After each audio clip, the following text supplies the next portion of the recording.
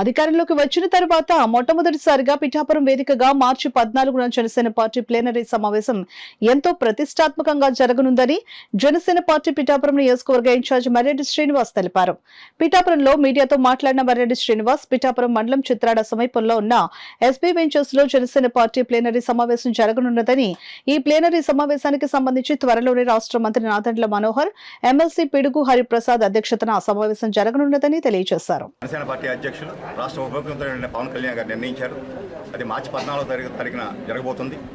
కొంచెం election code గురించి కొన్ని మీటింగ్లు లేట్ అయ్యాయి. త్వరలోనే ఫస్ట్ వీక్లో మా పిఎస్సి చైర్మన్, రాష్ట్ర మంత్రివర్గ సభ్యులైనటువంటి నాదెండ్ల మనోహర్ గారు, ఎమ్మెల్సీ అయినటువంటి హరిప్రసాద్ గారు కూడా ఫస్ట్ వీక్లో కాకినాడ వస్తారు. ముందు ఫస్ట్ ప్రిలిమినరీ మీటింగ్ జరుగుతుంది. వేదిక ప్రస్తుతానికైతే మేము ఎస్బీ వెంచర్స్ అని అనుకున్నాం. అది ఫైనల్గా వచ్చిన తర్వాత కన్ఫర్మ్ అవుతుంది. దాని 1వ తారీఖు ఫస్ట్ వీక్లో జరిగే మీటింగ్లో దీనికి సంబంధించిన కార్యక్రమం అంతా కూడా రూపొందించుకుంటుంది. ఆ కార్యక్రమం ఫైనల్ చేసిన కూడా మీకు తెలియజేస్తాం.